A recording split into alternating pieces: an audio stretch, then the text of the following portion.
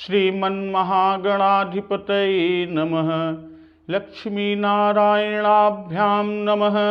उमामहेश्वराभ्यां नमः। वाणीहिरण्यगर्भाभ्यां नमः। शचीपुरन्दराभ्यां नमः। मातापितृचरणकमलेभ्यो नमः। इष्टदेवताभ्यो नमः।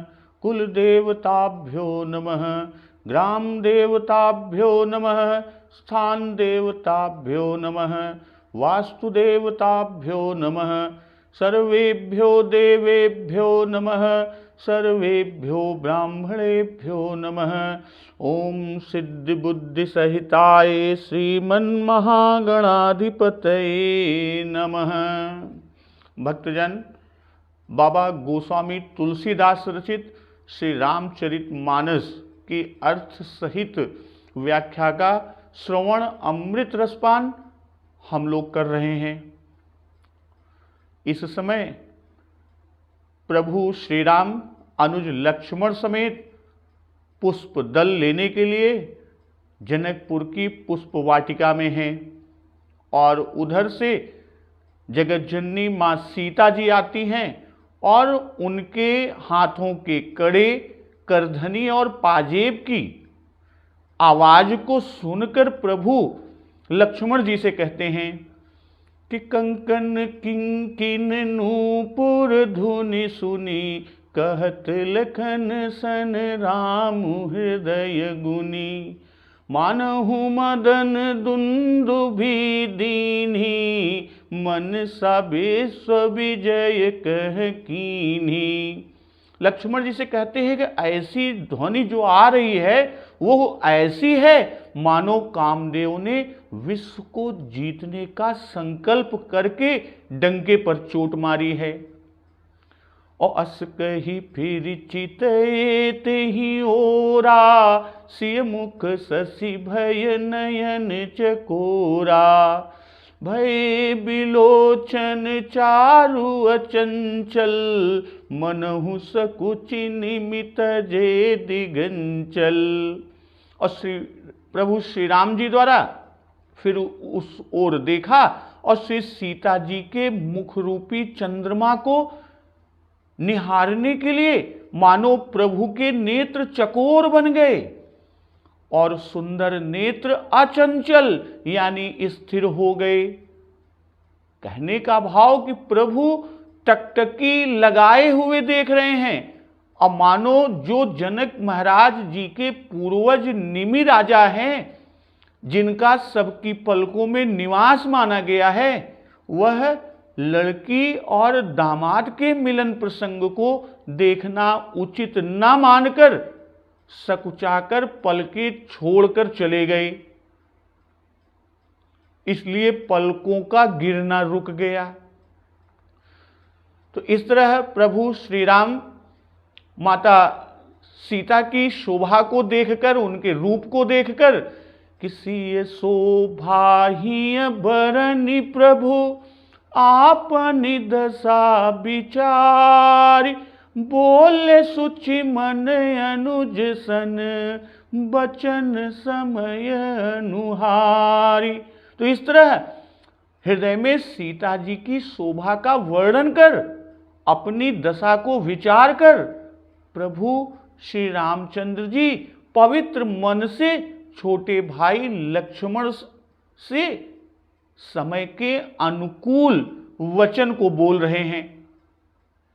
तो आज का प्रसंग अब इसी के आगे से कि तात जनक तन आय सोई, धनुष यज्ञ जेहि कारण होई। पूजन गौरी सखी लई आई, करत प्रकाश फिरहि फुलवाई। कि हे तात, यह वही जनक जी की कन्या है जिसके लिए धनुष यज्ञ हो रहा है। पूजन गौरी सखी लई आई, और सखियां इन्हें पूजा के लिए, किसकी? गौरी पूजन के लिए ले आई हैं। और यह फुलवाड़ी में प्रकाश करती हुई फिर रही हैं। तो इस तरह है कि पहले किसी शोभा ही बरनी प्रभु, तो उसी की व्याख्या का विस्तृत वर्णन कर रहे हैं कि जिसकी शोभा हृदय में वर्णन की, अब उसी की वार्ता करने लगे। किसके साथ? लक्ष्मण जी से, कि जनक तनया यह सोई, कि श्री जनक महाराज जी के एक कन्या और भी है, पर यह वह है जिसके कारण धनुष यज्ञ हो रहा है। असोई कि परिचित की भांति इनका परिचय दिया जा रहा है।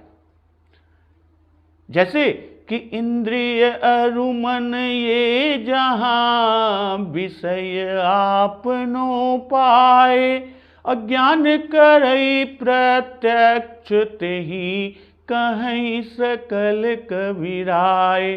और कैसे जाना कि इन्हीं के लिए धनुष यज्ञ हो रहा है? तो इसका उत्तर केशवदास द्वारा रचित रामचंद्रिका में मिलता है कि विश्वामित्र जी के पास जो निमंत्रण गया था उसमें श्री जानकी जी का और यज्ञशाला का चित्र भी था। इसलिए श्री राम जी ने सोई से उसी का स्मरण लक्ष्मण जी को कराते हुए यह परिचय दिया। भाई गौरी पूजन के लिए आई हैं और इसी से जान लिया कि इन्हीं के लिए धनुष यज्ञ हो रहा है। भाई ब्याह के एक दिन पूर्व सौभाग्य के लिए गौरी पूजन करने की विधि है। और उधर सखी से कहती है कि एक कही नृप सुत तेयाली, सुने जे मुनि संग आए काली। और इधर प्रभु लक्ष्मण जी से कहते हैं कि तात जनक तनया यह सोई, धनुष यज्ञ जेहि कारण होई। और आगे इस अनुमान का आधार भी कहते हैं कि धनुष यज्ञ जेहि कारण होई। तो श्री सीता जी की प्राप्ति केवल धनुष भंग से सूचित करते हुए, बताते हुए श्री राम जी प्रेमोदार झलक रहा है। प्रभु का वह प्रेम उद्गार झलक रहा है। पूजन गोरी सखी लई आई, करत प्रकाश फिरई फुलवाई। भाई धनुष यज्ञ जेहि कारण होई, कि होई शब्द से यह बता रहे हैं कि धनुष यज्ञ कल होगा। भाई आज चंद्रमा की कथा कहकर शयन करेंगे और सवेरे उठकर सूर्य की कथा कहकर स्नान करके बैठते ही धनुष यज्ञ देखने के लिए जनक जी का बुलावा आया। इसी से आज गौरी पूजन के लिए सखियां ले आई हैं।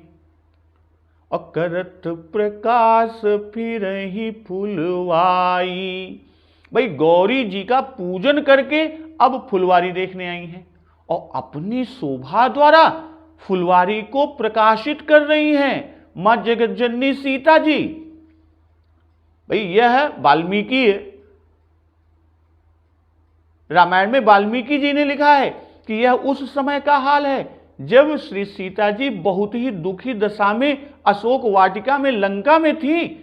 उस समय हनुमान जी ने देखा कि वे अपने प्रकाश से सब दिशाओं को प्रकाशित कर रही हैं। तब भला इस समय तो माता जी के प्रकाश का कहना ही क्या। अब प्रकाश कहने के पीछे आशय कि पहले मां जगतजननी सीता जी को दीप शिखा कहे कि छवि गृह दीप शिखा जनु बरई, और दीप शिखा में प्रकाश होता है। तो वही अब कहते हैं करत प्रकाश। भाई केतकी गुलाब आदि फूल प्रकाश करने वाले हैं और यह निज तन के गौरवर्ण छवि छटा के प्रकाश से इन सबों को तथा सब दिशाओं को प्रकाशित कर रही हैं। जब तक माता सीता जी मंदिर में थी तब तक फुलवारी अंधेरी पड़ी थी और इनके फुलवारी में आने से वह प्रकाशित हो गई। भाई दिन का समय सूर्योदय हो चुका, तो सूर्योदय के पश्चात श्री सीता जी के सौंदर्य का जो प्रभाव प्रभु श्री राम जी पर पड़ा है उसी को बाबा गोस्वामी दास जी ने कहा कि करत प्रकाश फिरई फुलवाई, इस सूर्य से भी अधिक प्रकाश माता जी में है। इसीलिए इसे अलौकिक शोभा कहते हैं कि जासु बिलो की अलौकिक शोभा, सहज पुनीत मोर मनु क्षोभा। सब कारण जान विधाता, फर कहीं सुभद अंग सुनु भ्राता। कि जिसकी अलौकिक शोभा देखकर मेरा स्वाभाविक ही पवित्र मन क्षोभ को प्राप्त हो गया, अर्थात चलायमान हो गया, चंचल हो गया। तो इसका सब या वह सब कारण तो विधाता ही जाने, किंतु हे भाई सुनो, मेरे शुभ सूचक अंग अर्थात दाहिने अंग फड़क रहे हैं। प्रभु श्री राम जी लक्ष्मण जी से कह रहे हैं, भाई अलौकिक शोभा पहले कहे। यहां पर जो कहा कि जासु बिलो की अलौकिक शोभा, अब पहले क्या कहते कि सब उपमा कभी रहे जुठारी, के ही पट तरऊ विदेह कुमारी। कि त्रैलोक्य में न कोई इनके समान है और न कोई इनकी उपमा ही है। भाई लौकिक स्त्रियों में हमारा मन चलायमान नहीं हो सकता, तो प्राकृतिक समस्त उपमाएं और जो उनके उपमेय हैं वे सब मिलकर भी इनके पटतर योग्य नहीं हैं। तो सो सब कारण जान विधाता, पर कहीं सुभद अंग सुनु भ्राता। कि मन को क्षोभ होना यही एक कारण बता रहे हैं। और सब कारण कौन है? भाई यदि बहुत कारण होते तो बाबा जी लिखते कि ते सब कारण जान विधाता, किंतु लिखा कि सो सब कारण जान विधाता। भाई सो न लिखकर तो ते लिखते, और सो क्या है? यह एक वचन है। भाई मन का क्षोभ यह एक ही बात है। भाई मन के क्षोभ के कारण अनेक हैं, इसी से सब कारण बाबा गोस्वामी दास जी ने कहा। भाई काल, स्वभाव, कर्म और माया ये सब मन के क्षोभ के कारण हैं। अभावी भी कारण है कि हरि इच्छा भावी बलवाना, अहुई है सोई जो राम रचि राखा। और यहां कहते हैं कि जान विधाता, कि कर्म के अनुसार स्त्री पुरुष का संयोग विधाता रचते हैं। कठिन कर्म गति जान विधाता, जो शुभ अशुभ कर्म फलदाता। और बाबा जी ने उल्लेख और किया है कि जही बिरंचि रचि सिय संवारी, तेहि श्यामल बरु रचऊ बिचारी। और बाबा गोस्वामी तुलसीदास जी ने जब शूर्पणखा प्रभु श्री राम के पास आती है तो कहती है कि तुम सम पुरुष नमो सम नारी, यह संयोग विधि रचा बिचारी। तो ऐसा कहकर परा विभूति का ऐश्वर्य दबाकर लीला विभूति का कौतूहल बाबा गोस्वामी दास जी ने दिखाया है। और प्रभु कहते हैं पर कहीं सुभद अंग, यानी इनकी प्राप्ति के सूचक शुभ सगुन हो रहे हैं। पर के बाम नयन रुबाहु, सगुन विचारी धरीम। अब उधर दूसरी तरफ कि सगुन विचारी धरी मन धीरा, अब मिली है कृपाल रघुबीरा। भाई पुरुष के दाहिने नेत्र बाहु आदि का फड़कना शुभ शकुन है और प्रिय की भेंट का सूचक है। तो दाहिने अंग फड़क रहे हैं। इससे मालूम होता है कि श्री सीता जी से हमारा वाम अंग भूषित होने वाला है, सुशोभित होने वाला है। रघुबंसिन कर सहज सुभाऊ, मनु कुपंथ पगु धरई न काऊ। मोहि अतिशय प्रतीति मन केरी, जेहि सपनेहु पर नारी नहेरी। भाई रघुवंशियों का यह सहज अर्थात जन्म ही का बिना किसी साधन के ही यह स्वभाव है कि रघुवंशियों का मन कभी भी बुरे मार्ग पर पैर नहीं रखता। अब मोहि अतिशय प्रतीति मन केरी, जेहि सपनेहु पर नारी नहेरी। अब मुझे तो अपने मन का अत्यंत विश्वास है कि जिसने जागृत अवस्था की कौन कहे, स्वप्न में भी पर स्त्री को नहीं देखा है। और सहज स्वभाव कि मन स्वतः वश में रहता है और उनको साधन करके मन को वश में करना नहीं पड़ता। जैसे योगी लोग साधन से मन को कुपंथ से निवारण करते हैं, तो वैसे प्रभु को नहीं करना पड़ता। अस्वाभाविक ही आपका मन कुपंथ में नहीं जाता। कि रघुबंसिन कर सहज सुभाऊ, कि बाल्यावस्था से लेकर मरण पर्यंत तक किसी रघुवंशी का मन कुपंथ में नहीं जाता। मनु कुपंथ पगु धरई न काऊ, मन कुमार्ग में पांव नहीं रखता। और इस कथन से कि जब वह उस मार्ग पर पैर ही नहीं रखता अर्थात कुपंथ की इच्छा ही नहीं करता, तब कुत्सित कर्म करेगा कैसे? भाई मन के पैर नहीं होते, फिर भी वह इधर उधर दौड़ता फिरता है। और मन का चलायमान होना उसका पग धरना है, और यही पराई स्त्री पर दृष्टि डालना ही कुपंथ है। मोहि अतिशय प्रतीति मन केरी, जेहि सपनेहु पर नारी नहेरी। अतिशय कि सब रघुवंशियों को अपने अपने मन की प्रतीति है, पर मुझको अतिशय प्रतीति है। असपनेहु का भाव कि लोगों को जागृत में ज्ञान रहता है पर सोते में वो ज्ञान नहीं रहता, किंतु मेरा मन तब भी पर नारी को नहीं देखता। पर नारी नहेरी कि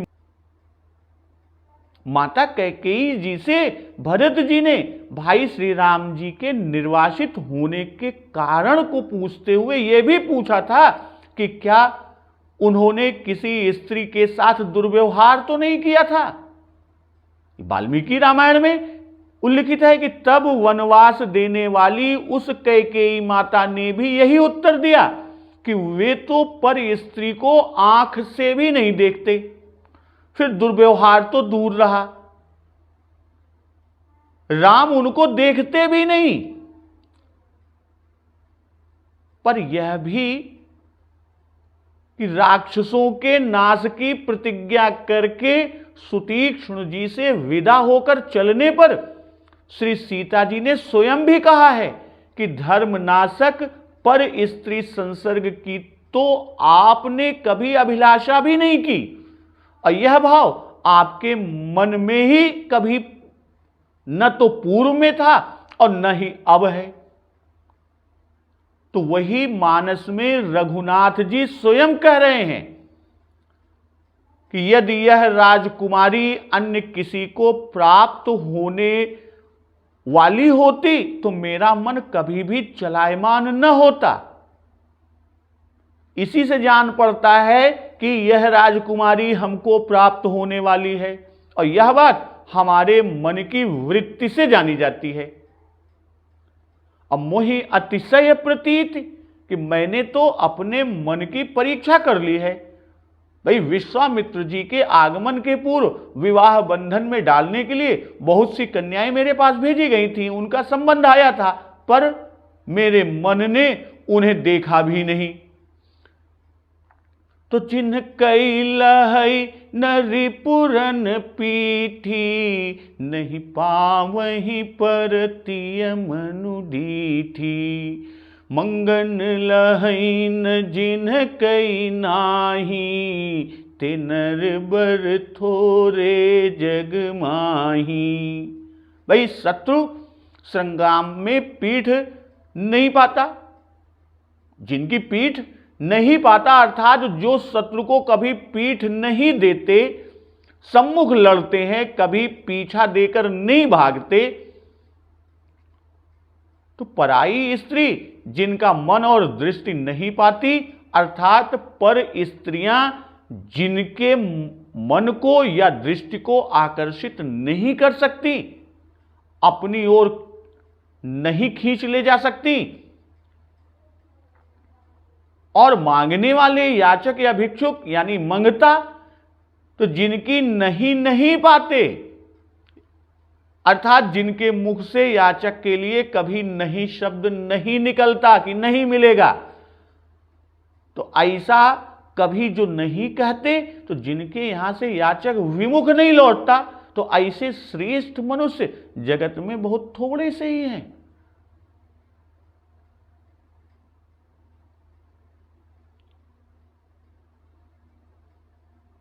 कि जिन्ह कई लहई नरी पुरन पीठी, नहीं पावहीं परतिय मनु डीठी। मनु डीठी भाई मन और दृष्टि दोनों को कहा, क्योंकि देखने से मन चलायमान होता है। जैसे जासु बिलोकी अलौकिक शोभा, सहज पुनीत मोर मनु क्षोभा। भाई पहले दृष्टि जाती है और तब मन भी साथ चला जाता है। तो जिन कई लहई नरी पुरन पीठी, नहीं पावहीं परतिय मनु डीठी। केवल रघुवंशियों का मन को जीतना कहकर अब संसार में जो और मनुष्य इंद्रियजित हैं, जिन्होंने इंद्रियों को जीत लिया है, उनके विषय में कह रहे हैं कि जिनकी पीठ शत्रु नहीं पाते, परतीय जिनका मन और दृष्टि नहीं पाती और मंगन नहीं पाते, संसार में ऐसे पुरुष बहुत ही अल्प हैं, थोड़े हैं। जग माही कि नगरों ग्रामों देशों की कौन कहे, समस्त संसार में भी ढूंढने पर कुछ ही पुरुष ऐसे मिलेंगे। और नरवर का भाव कि जिसमें ये तीनों गुण हो वही श्रेष्ठ है। तो जिनके लहई नरी पुरन पीठी, तो यह कहकर इसका कारण वह साधन बताते हैं कि नहीं पावहीं परतिय मनु डीठी, कि जो पर स्त्री में अपने मन और दृष्टि को नहीं लगाते, वे एकमात्र इसी धर्म के बल से संग्राम में सदा विजय प्राप्त करते हैं।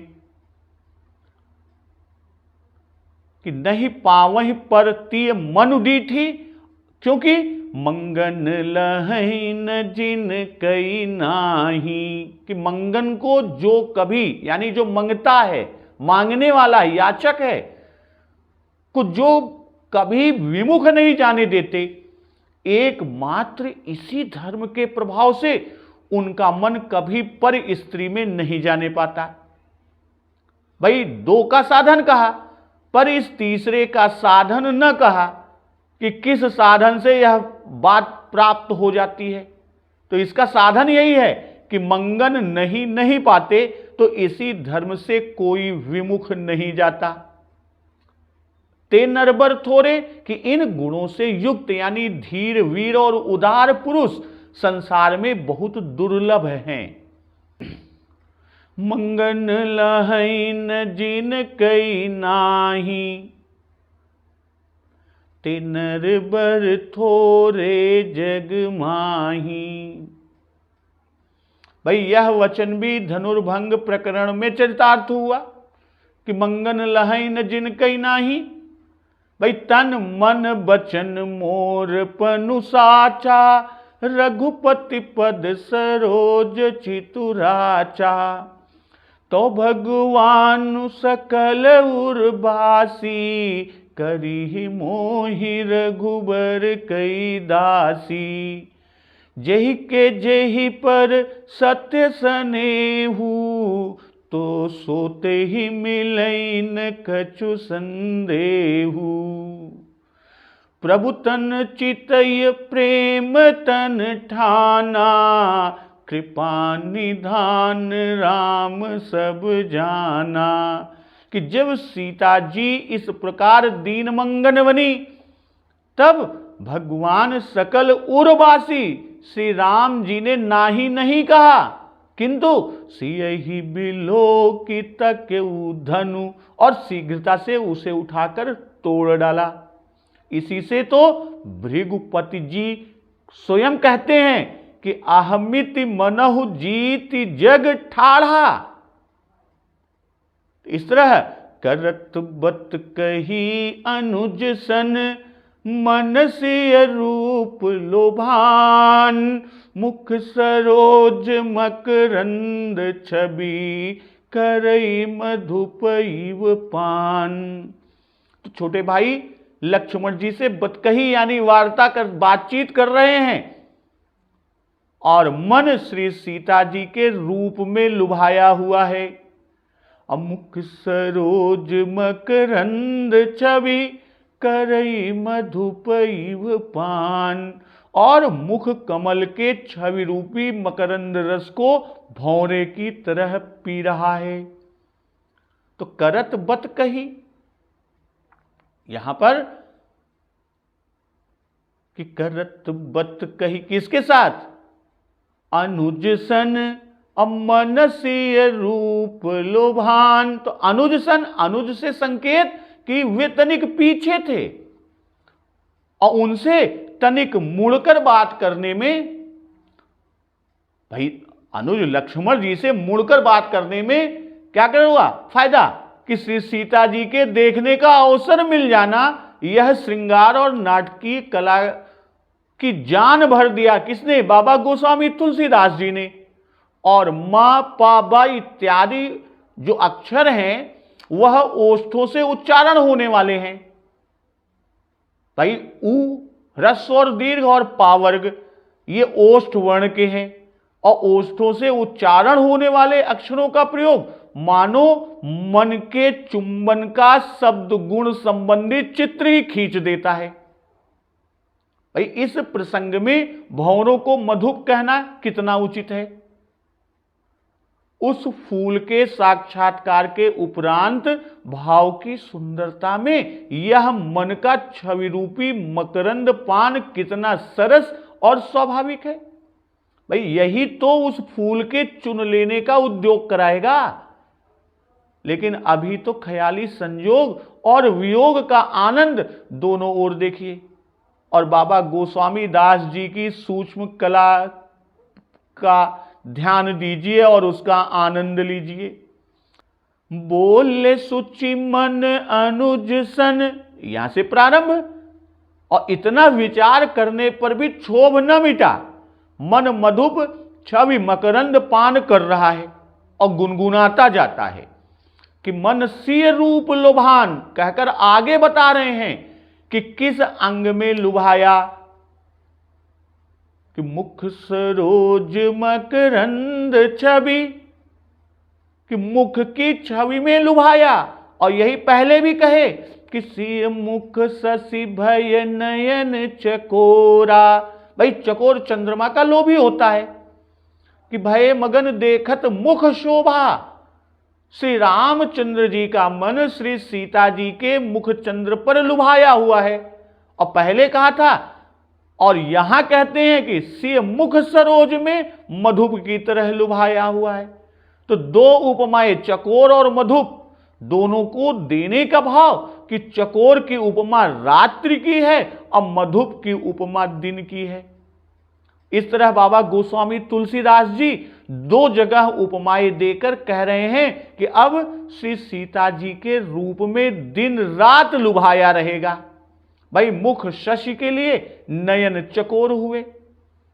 मुख शस्य के लिए और नयन चकोर, और मुख सरोज की छवि के लिए मन मधुकर हुआ। तो आंख और मन दोनों बंध गए, दोनों गिरफ्तार। तो भौरे का स्वभाव है कि मकरंद पान करते समय शब्द नहीं करता, और फिर थोड़ी देर बाद उसी के आसपास गूंजता हुआ उड़ता फिरता है। तो ठीक उसी प्रकार श्री रघुनाथ जी एक बार बतकही लक्ष्मण जी से करते हैं और फिर एक बार सीता जी के मुख की छवि को निहारते हैं। लक्ष्मण जी से बतकही करना गुंजार है, अब मुख चंद्र पर दृष्टि जमाना मौन होकर मकरंद रस का पान करना है। तो श्री सीता जी के रूप में श्री राम जी मन, कर्म और वचन तीनों से आसक्त हुए। मन कि मन सिय रूप लोभान, और कर्म कि करत मधुप इव पान, और करत बतकही यह वचन। तो श्री जानकी जी के स्वरूप में श्री रामचंद्र जी को पांचों इंद्रियों से सुख प्राप्त हुआ कि कंकन किंकिन नूपुर धुनि सुनी, कहत लखन सन राम हृदय गुनी। यह श्रवण इंद्री का विषय है। और अस कही फिर चितएत ही ओरा, सिय मुख शशि भय नयन चकोरा। तो यह नेतेंद्री का विषय है। और तातु जनक तन आयह सोई, धनुष यज्ञ जेहि कारण होई। यह जिह्वा इंद्री का विषय हुआ। और श्री जानकी जी की वार्ता करके सुख पा रहे हैं, और दूसरी तरफ कि मुख सरोज मकरंद छवि, करत मधुप इव पान। तो इससे नासिका और त्वचा दोनों इंद्रियों के विषय को बाबा जी ने कहा। भाई मधुप कमल में बैठकर मकरंद पान करता है तो स्पर्श भाव ग्रहण हुआ, और साक्षात स्पर्श नहीं है, स्पर्श का भाव ग्रहण हुआ, और उपमा द्वारा स्पर्श को कह दिया गया। और कमल में सुगंध है तो मधुप गंध ग्रहण करता है, इसलिए यह नासिका इंद्री का विषय। तो इस तरह पांचों इंद्रियां श्री जानकी जी के स्वरूप से सुख प्राप्त की। तो चितवती चकित चहु दिशि सीता, कह गए नृप किशोर मन चिंता। जह बिलो की मृग शावक नयनी, जनु तह बरिस कमल सित श्रेणी। भाई श्री सीता जी चारों दिशाओं में चौकन्नी सी देखती हैं, मन में चिंता है कि राजकिशोर कहां चले गए। और बाल मृग नयनी श्री सीता जी जहां देखती हैं तो वहां ऐसा जान पड़ता है कि मानो श्वेत कमलों की पंक्ति बरस जाती है। कि चितवत चकित चहु दिशि, यहां चाका अनुप्रास चकित चिंतित अवस्था में कितना सुंदर है। भाई प्रेम की आंख मिचोली में यह वियोग बड़ा ही भावपूर्ण है। श्री सीता जी का प्रसंग कि चकित बिलोकत सकल दिशि,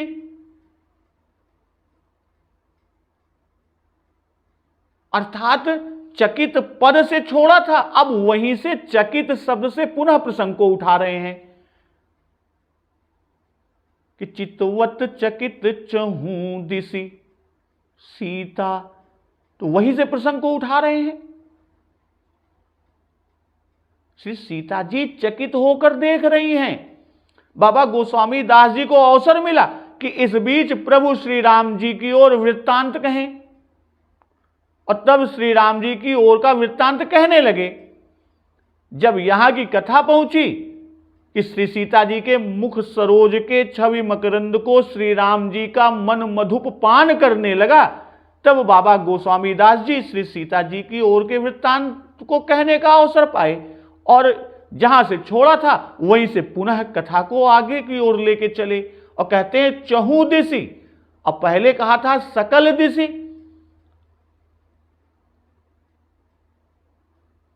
और आगे कहते हैं कि कह गए नृप किशोर मनु चिंता। नृप किशोर, भाई एक तो नृप, दूसरे किशोर अवस्था, और जिसमें मन चंचल हुआ करता है, तो मन में चिंता करती है कि कहां गए, और चारों दिशाओं में देखती हैं। असंकोच के कारण सखियों से पूछ नहीं सकती कि इतनी देर में बाग के बाहर तो जा नहीं सकते, तो फिर गए तो कहां गए। तो जह बिलोक मृग सावक नैनी, जनु तह बरिस कमल सित श्रेणी। भाई पहले चारों ओर देखना कहे, इससे अब जह कहकर कि श्वेत कमलों की वृष्टि केवल उसी तरफ होती है जिधर सीता जी देखती हैं, और जब जिधर और जहां देखती हैं उसी तरफ ऐसा मालूम पड़ता है, ऐसा जान पड़ता है कि अन्य तीन तरफ नहीं है। भाई हिरण के बच्चे की आंख की उपमा को देकर नई नई जल भरी आंखें बता रहे हैं कि जनतः बरिस कमल सित श्रेणी। भाई श्वेत कमल, सत्व रज तम तीन गुण हैं। रस निधि के अमी हलाहल मद भरे, श्वेत श्याम रत्नार, अजियत मरत झुकी झुकी परत, जही चितवत एक बार। तो यहां चितवन रजोगुणी, तमोगुणी, सतोगुणी तीनों प्रकार की दिखाई गई। तो यहां केवल सतोगुणी दृष्टि से श्री सीता जी श्री राम जी को देख रही हैं, और इसी से यहां श्वेत कमल की उपमा बाबा जी ने दिया है। भाई दृष्टि की स्वच्छता इससे वो दर्शा रहे हैं कि सतोगुण अमृत सम जिलाने वाले रंग का रंग श्वेत है, और रजोगुण का रंग लाल और तमोगुण का श्याम है। तो गोस्वामी बाबा तुलसीदास जी श्री जानकी जी की चितवन को अमीयमय, अमृत समान, श्वेत शुद्ध सात्विक बता रहे हैं। इसी से उनसे श्वेत कमलों की वृष्टि की यहां पर उत्प्रेक्षा कर रहे हैं। जह बिलोक मृग शावक नैनी, जनु तह बरिस कमल सित श्रेणी। भाई शीघ्रता के साथ आंखों चारों ओर घूम रही हैं, इससे श्वेत कमलों की मानो झड़ी लग जाती है। अभय बिलोचन चारु चंचल, ये संकेत कि आंखें मिल गई थी। श्री राम जी की आंखें ही श्री सीता जी की आंखों में बसी थी, इसलिए जिधर सीता जी देखती थी उधर जान पड़ता था मानो श्वेत कमलों की वर्षा हो रही है, और श्वेत अमृत का रंग है और श्रृंगार का प्रारंभ है। अमृत का रंग है और श्रृंगार का प्रारंभ है। लता ओट तब सखिन लखाए, श्यामल गौर किशोर सुहाए। देखी रूप लोचन ललचाने, हर से जनु निज निधि पहचाने। तब सखियों ने सुंदर श्याम गौर किशोर कुमारों को लता की ओट से दिखाया, और उनके ललचाए हुए नेत्र रूप को देखकर ऐसे प्रसन्न हुए, देख रूप लोचन ललचाने, और हर से जनु निज निधि पहचाने। मानो अपनी निधि पहचानने से ऐसे ललचाए और प्रसन्न हुए, मानो अपनी निधि पहचानने से प्रसन्न हो गए हैं। लता ओट, भाई श्री राम जी के छिपने के संबंध में ओट शब्द का प्रयोग बाबा गोस्वामी जी 3 जगह किए हैं। एक तो यहां पर लता ओट, और दूसरे सुतीक्ष्ण जी के प्रसंग में अविरल प्रेम भगति मुनि पाई, प्रभु देखई तरु ओट लुकाई। और तीसरे सुग्रीव और बाल की लड़ाई में कि पुनि नाना विधि भई लड़ाई, बिटप ओट देखहि रघुराई। तो पहले में लता, दूसरे में तरु और तीसरे में विटप की ओट से प्रभु श्री राम जी को दिखाया है। और लता ओट तब सखिन लखाए, कि चकित अवलोकन से भगवान नहीं मिलते। ईश्वर लता रूपी माया की ओट में है। जब सखी रूपी श्रुतियां लक्षित कराती व बताती हैं तब दिखाई पड़ता है। पुरइन सघन ओट जल बेगिन पाई अमर्म, माया छन्न देखिए जैसे निर्गुण ब्रह्म। तो यहां कि सब सखियां राजपुत्रों को देखने और श्री जानकी जी को दिखाने की अभिलाषिणी हैं। लखाई शब्द प्रेम की आंख मिचौली में बहुत सुंदर। भाई किशोरी जी की दृष्टि रुकी रही और सखियां तो प्रत्यक्ष देखती ही रही कि राजकुमार गुलाब की कुंज में कुंद की लता की ओट में है। और जब करुणा से उत्कंठा, चिंता, चपलता, वितर्क आदि संचारी और विवर्ण स्वेदादि सात्विक भाव किशोरी जी के अंगों में देखे, तब सबने जान लिया कि दर्शन की आतुरता के कारण यह दशा हो गई है। अतः सब सखियों ने लखा दिया कि देखो वे लता की ओट में हैं। तो श्यामल गौर किशोर सुहाए, पहले जो सखी देख आई थी उसने जो जो अंग सखियों से कह सुनाए थे उन्हीं अंगों को कहकर यहां सखियों ने श्री किशोरी जी को लता की ओट से राजकुमारों को दिखाया। उस सखी ने श्यामल गौर किशोर सुहाए बताया। तो देखन बाग कुंवर दुई आए, भय किशोर सब भांति सुहाए, अश्याम गौर किम कहूं बखानी। तो यहां लखाएं कहकर कि वे सखियां श्री सीता जी को बता रही हैं कि वे श्यामल गौर किशोर सुहाए यही हैं, देख लो। और देखी रूप लोचन ललचाने, हर से जनु निज निधि पहचाने। भाई पहले कहा कि दरस लागी लोचन अकुलाने, अब कह रहे हैं कि देखी रूप लोचन ललचाने। और जब रूप की प्राप्ति हो गई तब लालच होने का काम ही क्या। भाई जब तक दर्शन नहीं होता, वस्तु की प्राप्ति नहीं होती, तभी तक लालच कहा जाता है। जिस तरह कि सकुचन कही न सकत गुरु पाही, पितु दर्शन लालचु मन माही। भाई पिताजी जनकपुर आ गए, उनके दर्शन नहीं हुए, इससे ललचाना कहा। और यहां तो दर्शन हो गए तब ललचाना कैसे। भाई ललचाना ये लोचन का विशेषण।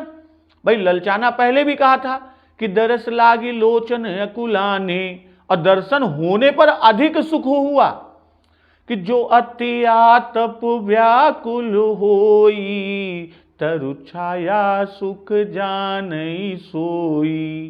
कहने का आशय कि ललचाए हुए नेत्र रूप देखकर हर्षित हुए, मानो अपनी निधि पहचानी है कि हमारी कोई निधि है, और रूप नेत्र का विषय है और वही उसकी निधि है। भाई श्री राम लक्ष्मण दोनों के रूप नेत्रों की निधि हैं। तो यहां दो निधियां, एक श्याम दूसरी गौर। श्याम अर्थात नील निधि राम जी हैं, गौर अर्थात शंख निधि लक्ष्मण जी हैं। तो निज निधि पहचाने कि नील निधि श्री राम जी हमारी है, शंख निधि हमारी नहीं है। शंख निधि कौन है? वह उर्मिला अर्थात हमारी बहन के हैं, वह निधि बहन की है। और निज निधि की यही श्याम स्वरूप है, और उसका अणुमात्र भाग पाकर नेत्रों को देखने की शक्ति मिलती है। जैसा कि बिहारी जी ने कहा है कि कोटि भानु जो उगवई तऊ उजारू न होए, तनक श्याम की श्यामता जो दृग परी न होई। तो आपका रूप ही ऐसा है कि जितनी देखो उतनी ही अधिक चाह उपजती जाती है, उतना ही चाह बढ़ती जाती है और कभी भी तृप्त नहीं होती। जैसे कहा है कि 26 समुद्र हरि रूप बिलो की, एक टक रहे नयन पट रोकी। चितवहि सादर रूप अनूपा, तृप्ति न मानहि मनुसत रूपा। जैसे श्री मनुष्य शत्रुपा जी को देखने पर भी ऐसी तीव्र लालसा उत्पन्न हुई कि वे तृप्त नहीं होते, और यह लालच है कि सदा ही इनको देखते रहिए। इसी से चाहते हैं कि आप पुत्र होकर लोचनों को सुख दें। और जो नेत्रों को आकर्षित करे उसे रूप कहते हैं। जैसे चुंबक लोहे को आकर्षित करता है, तो श्री राम रूप के निधि हैं। इसीलिए नेत्र दूर से देखकर हर्षित हुए और निकट से अघाई के देखेंगे ललचायन। तो थके नयन रघुपति छवि देखे, पलकन्ह्यू परिहरी निमेषे। अधिक स्नेह देह भय भोरी, शरद शशि जनु चितव चकोरी।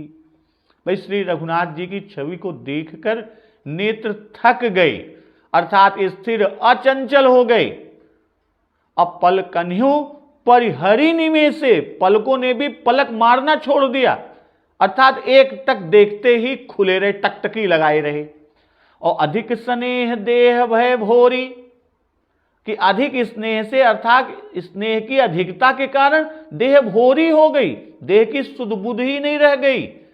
और शरद शशि जनु चितव चकोरी, ऐसा जान पड़ता है कि मानो शरद ऋतु के चंद्रमा को देखकर चकोरी निहार रही हो।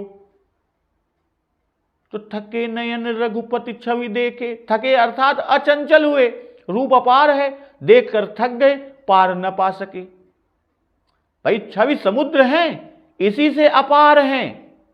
भाई छवि समुद्र को देखकर नेत्र एकटक एक ही जगह लगे रह गए कि छवि समुद्र हरि रूप बिलोकी, एकटक रहे नयन पट रोकी। और थके संस्कृत शब्द के स्थग धातु से है, जिसका अर्थ है ठग जाना। भाई ठगे गए, इसलिए निश्चल भाव से स्तंभित हो गए। भाई यात्री का जब सर्वस्व हरण हो जाता है तब चौकन्ना सा खड़ा रह जाता है कि किधर जाए, अपने माल को कहां पर तलाश करे, अपने सामान की खोज कहां करे। तो यहां तो हृदय छीन लिया गया, चितवन कैद कर ली गई, ठग ली गई। इसीलिए नयन थके, कि थके नयन रघुपति छवि देखे, कि रघुपति की छवि को देखकर नयन ठग लिए गए। और अधिक स्नेह देह भय भोरी, शरद शशि जनु चितव चकोरी।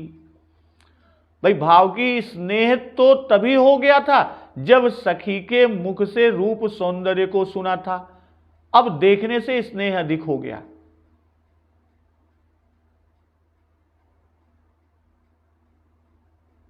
सामान्य स्नेह में देह की खबर बनी रही, किंतु अधिक स्नेह होने पर देह की सुध भूल गई। नयन, पलक और देह तीनों थक गए। किस तरह कि शरद शशि जनु चितव चकोरी, भाई चकोर के नयन, पलक और देह तीनों थकते हैं। इसी तरह तीनों का दृष्टांत एक ही में यहां पूर्ण रूप से कहा गया। तो यहां श्री राम जी का मुख चंद्र ही शरद पूर्णिमा का चंद्र है। यद्यपि यहां मुख शब्द नहीं है, किंतु अन्य जगह पर यह शब्द आया है, जैसे कि भय मगन देखत मुख शोभा, जनु चकोर पूरन शशि लोभा। और दूसरी जगह राम चंद्र मुख चंद्र छवि, लोचन चारु चकोर। और अगली जगह कि अस कही फिर चितये थे ही ओरा, सिय मुख शशि भय नयन चकोरा। तो चंद्र चकोर के दृष्टांत से दोनों की परस्पर अनन्यता को बाबा जी दिखाए हैं। जैसे चकोर चंद्र को छोड़ अन्य की ओर नहीं देखता, वैसे ही श्री राम जी जानकी जी को छोड़ अन्य किसी स्त्री की ओर नहीं देखते। कि मोहि अतिशय प्रतीति मन केरी, जही सपनों पर नारी नहेरी। तो वैसे ही श्री जानकी जी श्री राम जी को छोड़ अन्य किसी की ओर नहीं देखती। कि तव अनुचरी करऊं पन मोरा, एक बार बिलोकुम मोरा। तो तन मन बचन मोर पनु साचा, और रघुपति पद सरोज चितुराचा। वाल्मीकि रामायण में कि ये वचन भी स्वयं श्री सीता जी के हैं, जो उन्होंने रावण से कहा है। जैसे श्री राम जी ने अपना हृदय सीता जी को दे दिया, वैसे द्विगुण प्रेम से श्री सीता जी राम जी को अपने हृदय में धारण किए हुए हैं। इसी से प्रभु ने कहा है कि तत्व प्रेम कर मम रुतोरा, जानत प्रियाए कुमन मोरा, सो मनु सदा रहत तो ही पाही, जानु प्रीति रसोयत माही। इसी से बाबा गोस्वामी दास जी ने राम जी को चकोर और श्री मुख को चंद्र, और श्री सीता जी को चकोरी और श्री राम मुख को चंद्र की उपमा दिए। तो लोचन मग राम ही उर आनी, दीन्हे पलक कपाट सयानी। भाई नेत्रों की राह श्री रामचंद्र जी को हृदय में लाकर उस सयानी श्री सीता जी ने पलक रूपी किवाड़े लगा दिए। अब पहले कहा था कि जह बिलोक मृग सावक नैनी, अजनु तह बरिस कमल सित श्रेणी। अब यहां कि लोचन मग राम ही उर आनी, कि श्वेत कमल रूपी पावने देती हुई नेत्र रूपी मार्ग से राम जी को हृदय में ले आई। लोचन मग मूर्ति बिना देखे ही, यानी वेद पुराण शास्त्र रामायण आदि ग्रंथों में केवल पढ़कर या सुनकर ही बुद्धि के अनुभव से मन से समझकर हृदय में लोग ले आते हैं, किंतु वह बात यहां नहीं। यहां तो मूर्ति साक्षात प्रत्यक्ष सामने खड़ी है। इसी से यहां श्रवण या मन रूपी मार्ग से लाना न कहकर लोचन मार्ग से लाना बाबा जी कह रहे हैं कि जो वस्तु सामने देख पड़ी वह नेत्र द्वारा ही अंतःकरण में जाती है। कहने का आशय कि मूर्ति को देखकर हृदय में धारण कर लिया, और नेत्र से बढ़कर कोमल वस्तु नहीं। जो वस्तु उत्तम और अत्यंत प्रिय होती है उसे लोग बड़े यत्न से रखते हैं, इसलिए इन्हें परम प्रिय जानकर नेत्र रूपी कोमल मार्ग से लाकर हृदय में रखा, उर में रखा। और इसी प्रकार श्री राम जी ने इनको चारु चित्त भीति लिख लीन्ही, यानी शब्द होता तो श्रवण मग कहा जाता, यहां रूप को हृदय में रखा, इसीलिए रूप के लिए लोचन मग कहा। भाई किसी भी प्रकार से पकड़े न जा सकेंगे, इसलिए हृदय में बंद कर लिया, कैद कर लिया। और उधर लोचन मग से छवि मकरंद का पान हो रहा था, और इधर लोचन मग से स्वयं श्री राम जी को हृदय में लाकर पलक रूपी कपाट दरवाजे को बंद कर लिया। अब प्रभु प्रेम के बंदी हो गए, प्रभु श्री राम जी प्रेम के बंदी हो गए। दीन्हे पलक कपाट सयानी, पलक बंद कर लिए। तो बिना आंख बंद किए बेपर्दगी थी, सब कोई देखते थे कि श्री सीता जी राम जी को देख रही हैं। अब पलक बंद कर लेने से यह सब बात बन गई कि पर्दे से श्री राम जी को देख रही हैं। इस तरह पर्दे से दर्शन करने में अब लज्जा व संकोच किसी का नहीं होना है। दूसरी तरफ की सखियां यही जानेंगी कि श्री सीता जी गौरी जी का ध्यान कर रही हैं, और यह पर्दा आंख मूंद लेने से हो गया। तो सब सखियों को सयानी कहा था, और इधर दीन्हे कपाट यानी हृदय में रखकर नेत्र बंद कर लिए, हृदय में ध्यान करने लगी, और सखियां न जान पाई कि कहीं राजपुत्र अदृश्य न हो जाएं, इसलिए अकुलाकर निकल न भागे। तो पलक रूपी दरवाजे को, कपाट को, किवाड़ को लगा दिया कि भगने ना पाए। तो जब सिय सखिन प्रेम बस जानी, कहीं न सकहीं कछु मन सकुचानी। भाई प्रेम की अगर बात करें तो प्रेम में तन की दशा भूल जाती है, और श्री जानकी जी प्रेम के वश हो गई हैं। तो उनको देह की सुध नहीं रह गई।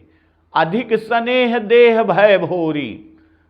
अब पलक मूंद लिए हैं, तो जब सखियों ने भांप लिया कि ये प्रेमवश हो गई, तब कुछ कहना चाहिए कि इन्हें आंखें खोलकर देख लो, पलक क्यों बंद कर लिए हो। पर सखियां कुछ नहीं कह सकती, क्योंकि वो संकोच में पड़ी है। यदि हम कुछ कहती हैं तो इनका संकोच होगा, और ऐसा हुआ भी, जैसा कि आगे उल्लेख है कि जब एक सखी ने देखने को कहा, तब श्री जानकी जी को संकोच हुआ कि बहुरी गौरी कर ध्यान करे हूँ, भूप किशोर देख किन लेहू, तो सकुच सी तब नयन उघारे। तो जानकी जी को संकोच होगा, इसी से कहने में सखियां सकुचाती हैं, कहीं न सकें। कहने का मौका था पर संकोच से न कहीं। अब प्रेम बस जानी कि ध्यान में इष्ट रूप को पाकर मग्न होना प्रेम की क्रांत दशा है। और देह भूल सुख ध्यान प्रिय दशा कांत सी बारी। अब बैठ सुतीक्षण अचल मग राम जगावत ठाड़ी। तो उसी प्रकार श्री किशोरी जी श्री राम जी को हृदय में पाकर ध्यान में मग्न हैं, और सखी इनको ध्यान से जगावेंगी। अब मन सकुचाने के कुछ भाव हैं कि शास्त्र में ध्यान छुड़ाने का निषेध है, और राजकुमारी का भय या माता का भय कि वे सब प्रसंग सुनेंगी तो हमसे रुष्ट हो जाएंगी। और तीसरा भाव कि जब दंपत्ति एकांत स्थान में हो तो उनके सुख में बाधा करना उत्तम सखियों को उचित नहीं। एक ओर तो इस विचार में है, और दूसरी ओर साथी यह विचार लाचार कर रहा है कि इस समय राजकुमार सामने खड़े हैं, संयोग पुनः मिलना दुर्लभ है, तो इनको न बताना भी अनुचित है। इसलिए असमंजस में सकुचानी। तो भक्तजन, जैसे ही सखियां सीता जी को बताती हैं और संकोच में पड़ी भी हैं, तो दोनों भाई लताओं के कुंज से प्रकट हो गए, मानो दो निर्मल चंद्रमा मेघ आवरण को अलग कर निकल आए हों। और उसके बाद की क्या स्थिति होती है, तो उसका रसास्वादन हम लोग अगले दिवस की कथा में करेंगे। तो एक बार जोर से बोलिए, सियावर रामचंद्र की जय, पवन सुत हनुमान की जय। जगत जननी मां जगदम्बा की जय, गुरुदेव भगवान की जय, उमापति महादेव की जय। जय श्री राम।